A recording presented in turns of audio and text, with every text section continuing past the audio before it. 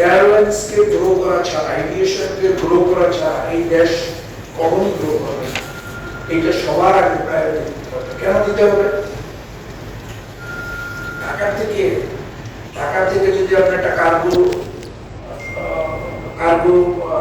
পটল, বাংলাদেশ থেকে পটল যায়, আম যায়, সবজি যায়, আপনি কি জানেন বাংলাদেশ থেকে কার্গো রপ্তানি সবচেয়ে এক্সপেন্সিভ?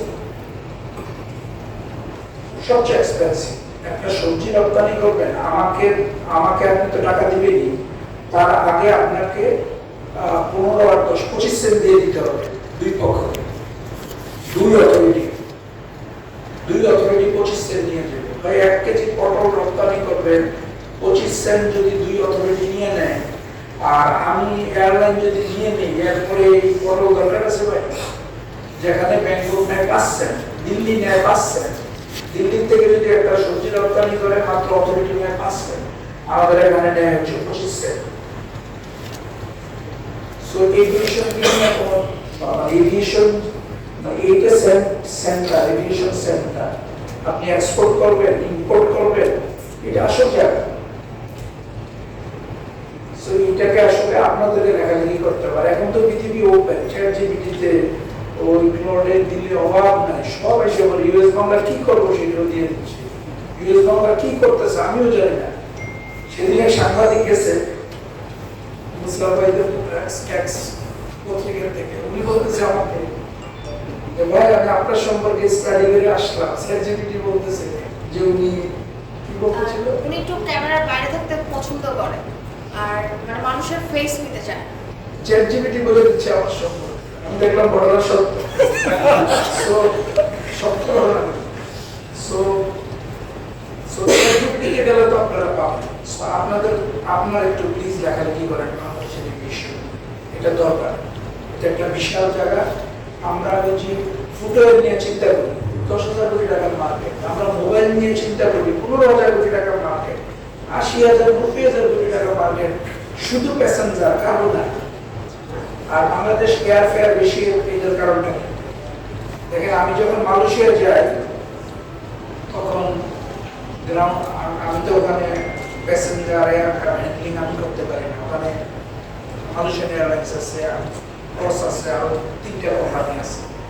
আমাকে দিতে হয় মাত্র 60,000 টাকা। আর বাংলাদেশে যখন মালয়েশিয়ান এয়ারলাইন্স আছে ওনাকে দিতে হয় 5.5 লক্ষ টাকা। তাহলে এয়ারলাইন্স তো এই খরচগুলি যোগ করবে, 5.5 লক্ষ টাকা দিতে হবে। আমি অনুরোধ করবো আপনারা একটু ভিতরে ঢুকে আসলে দেখেন, আপনারাই বলতে পারবেন এটাকে, এই বিষয়গুলো কি হবে। এই যে হেলিকপ্টার, ওই দিন হেলিকপ্টার বলতে ছিল কষ্ট করে যে মুম্বাই একজন লোক সৈয়দপুরে প্রতিদিন আমরা 10 জন লোককে নিয়ে আসি। বাংলাদেশের বিভিন্ন প্রান্ত থেকে হেলিকপ্টার অসুস্থ রোগীকে নিয়ে আসে।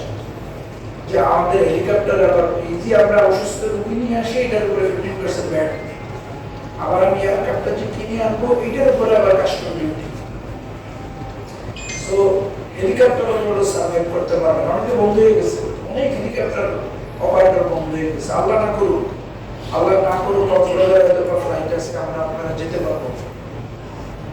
হবিগঞ্জে তো কোনো ফ্লাইট নাই, মৌলভীবাজারে তো কোনো ফ্লাইট নাই। আমরা না করবো যদি আপনারা অসুস্থ হই, আমাকে তো আর এয়ারফোর্স আনতে যাবে না, আর্মি আনতে যাবে না, আপনাকেও যাবে না, যাবে হচ্ছে ওই হেলিকপ্টার আপনাকে আনতে যাবে চিকিৎসার জন্য। সো এই সেক্টরটাও ধ্বংসের পথে। আমি মাঝে মাঝে সব অপারেটরদের বলি যে দেখো আমাদের তো কিছু হচ্ছে না, আমরা একটা কাজ করি, এয়ারপোর্টে 1 মিনিট আল্লাহর দরবারে এইভাবে হাতে যে আল্লাহ করতে দেয়। সো আপনারা একটু লেখালেখি করেন, বলেন।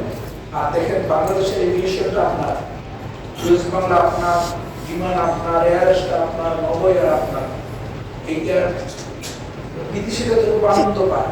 বাংলাদেশের মানুষ যখন দেখে যে না ইউএস বাংলার একটা টেকনিক্যাল, বিমানের একটা টেকনিক্যাল, ও পরের দিন তাকে সে টিকিট কাটে, পরের দিন ইন্ডিগোতে টিকিট কাটে।